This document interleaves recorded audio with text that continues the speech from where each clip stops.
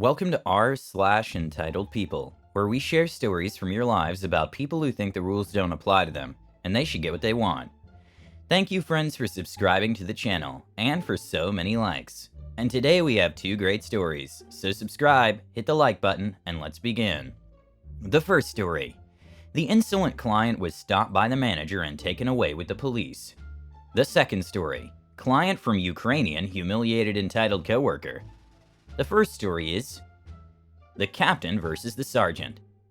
This happened many moons ago in the storied days of yesteryear, the 90s. I was an average 16-year-old attending an average high school. There were no sparkly vampires or anything. I was working at the House of Clown at the time. It was during the summer break and I was just making myself some money to get by. Oh, how innocent I was in those halcyon days. It was late in the afternoon during a typical slow period. I was minding my business, restocking the sauces for the nugs, when I hear one of the other cashiers behind me exclaim, "SH." I looked up just in time to see him. Now, Hollywood taught me that when the devil arrived, he would either be Al Pacino in a slick suit, or a beefy yellow fellow with horns, cloven hooves, who looked a lot like Ned Flanders. Unfortunately, if Hollywood had been more truthful, I might have been better prepared for what I was about to face. I was not prepared. Walking through the door was a man. He was in his late 50s or early 60s with greasy shoulder-length salt and pepper hair, crammed under a baseball cap with a screaming eagle, and bright red lettering that said freedom. He had a mustache and enough stubble to make one think he had personally been boycotting Gillette since 1968. He was wearing a well-worn tactical-style vest covered with various patriotic and military buttons over a t-shirt with a snake that proclaimed "Don't tread on me," a pair of camo pants, army boots, and a set of dog tags around his neck. To finish his dashing ensemble, he was wearing mirrored sunglasses, which he never removed during the entirety of his stay. He looked around the mostly empty store as if he were surveying his kingdom.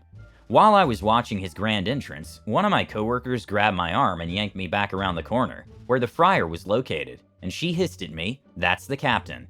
"Who?" I asked, as I tried to look around to see him. She yanked me back. He's a real a-hole. To say he had a reputation would be an understatement. It turned out that this guy's name should have been D. All of the cashiers and some of the managers were scared to death of him. He was aggressive, hostile, and had a nasty tongue, and was extremely picky with his orders. The cashiers usually took turns because no one wanted to deal with him. Having dealt with a number of Karens before, I wasn't particularly worried, and I told my coworker so. She told me good luck, and it was then that I noticed that the entire store had gathered around to watch the interaction. Needless to say, this made me more than a little nervous. But still, with all my youthful ignorance and still believing that people were mostly good and well-meaning, hey, I was 16, I was supposed to be stupid. I took my place behind my register and waited for him to approach.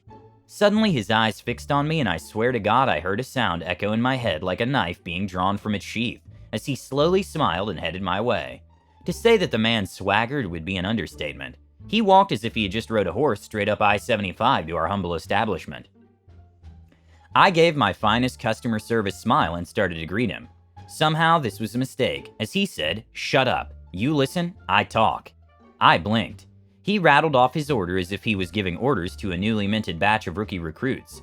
"I want a trademark sandwich with none of that other SH on it. I only want mayonnaise." He pronounced it just like that. "An extra mayonnaise at that.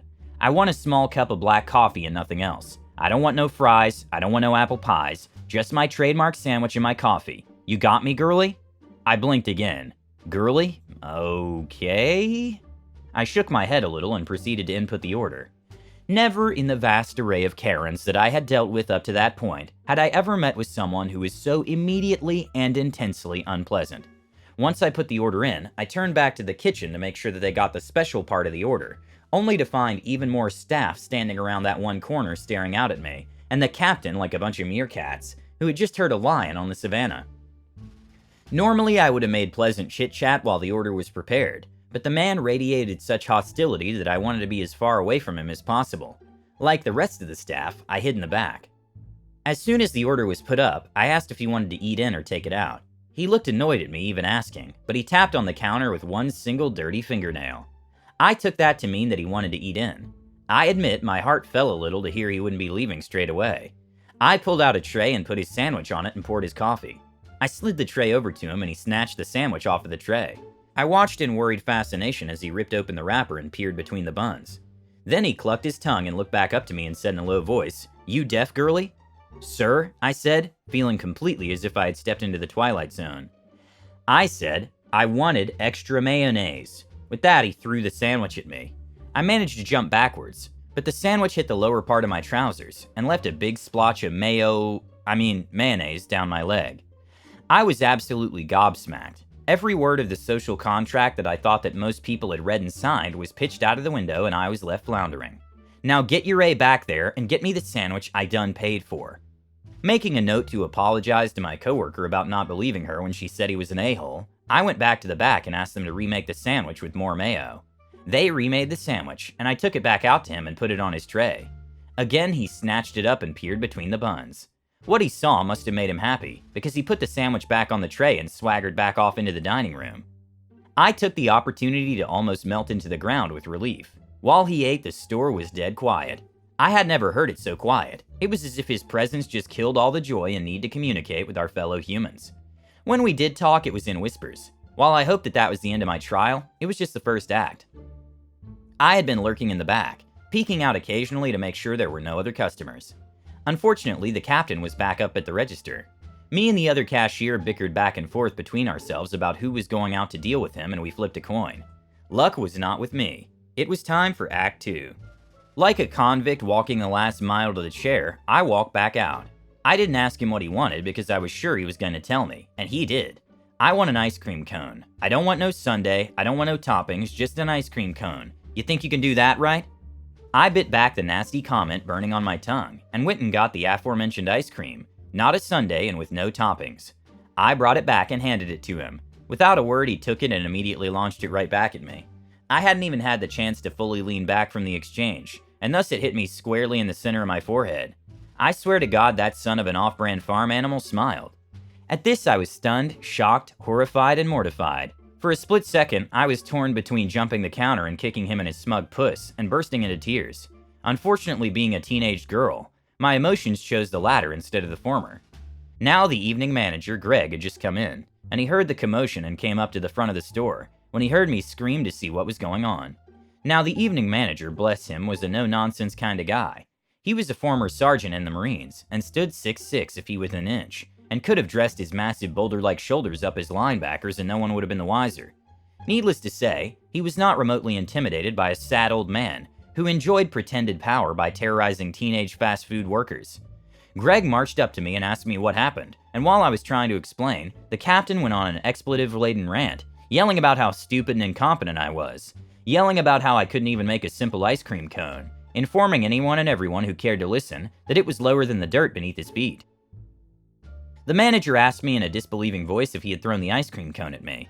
The captain yelled, "I sure as SH did, and maybe that'll teach that stupid little bee to do it right the next time." My manager walked around the edge of the counter and stepped right into the captain's personal space and got nose to nose with him, carefully not actually touching him, and said, "Listen here, sir." For the first time, the captain seemed to be at least a little cowed. He took a half step back and my manager followed, closing the space between them again. "You're going to apologize to my employee, and then you're going to walk out the door and you're not going to come back here. If you don't, then we're going to have a problem. Are we going to have a problem, sir?" "I ain't apologizing to nobody, and least of all that little C." The captain spit and jammed a finger in my direction. "If you don't leave, then I'm going to have to call the police and have them arrest you for assault and trespassing." I could tell that Greg desperately wanted the captain to do something that would give him an excuse to lay him out. Then the most wonderful thing in the world happened. The captain laid his hands on my manager and punched him. Greg didn't so much as flinch. Instead, he actually smiled and said, "Thank you for that." Then, quick as a shot, Greg grabbed the captain's arm and twisted it behind his back and brought him to the ground and held him down while telling our day manager, who stood by staring like a cow viewing an oncoming train, to call the police.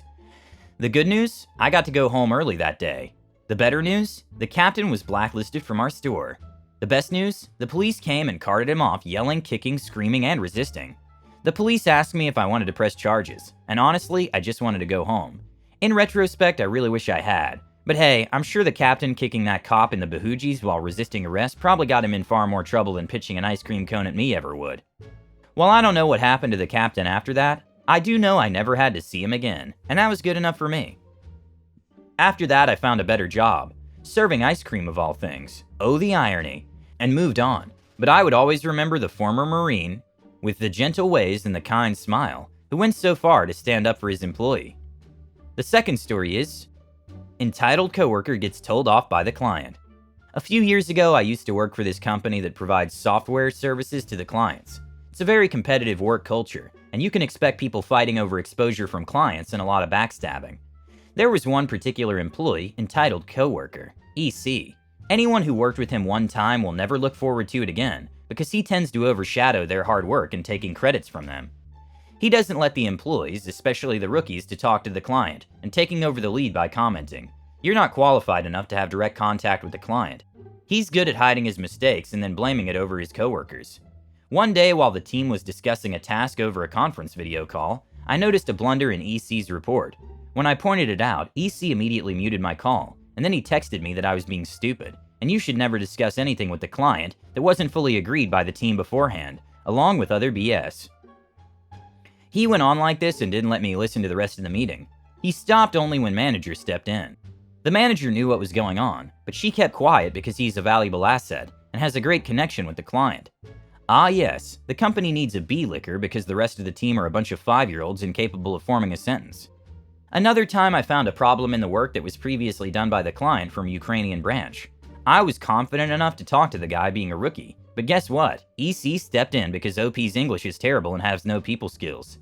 Yes, my English isn't the best because I'm an Indian, and so is EC, shaking my head. The following day, EC set up a call with the Ukrainian developer, D, while a junior employee and I stood behind him like his servants. When D took the call, EC launched into the problem as if he was the one working on it. On a side note, EC wasn't a developer, he was a quality assurance engineer. D's a quiet, straightforward, and no-nonsense person. He listened to EC for a while, and asked him a question that startled him. D, are you a developer?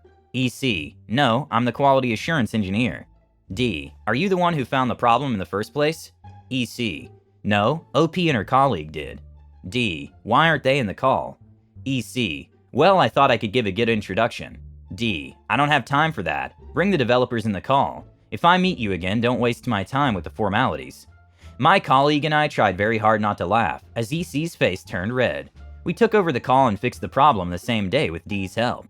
With the competition among employees becoming more aggressive, there was a lot of delays and discrepancies in the work. Eventually, the client got enough of us and canceled the contract. Thankfully, I got an offer from a better company by that time, so I didn't have to see the end of it or EC. Thanks for watching. Subscribe, hit the like button, and turn on notifications if you want to know when the new video comes out.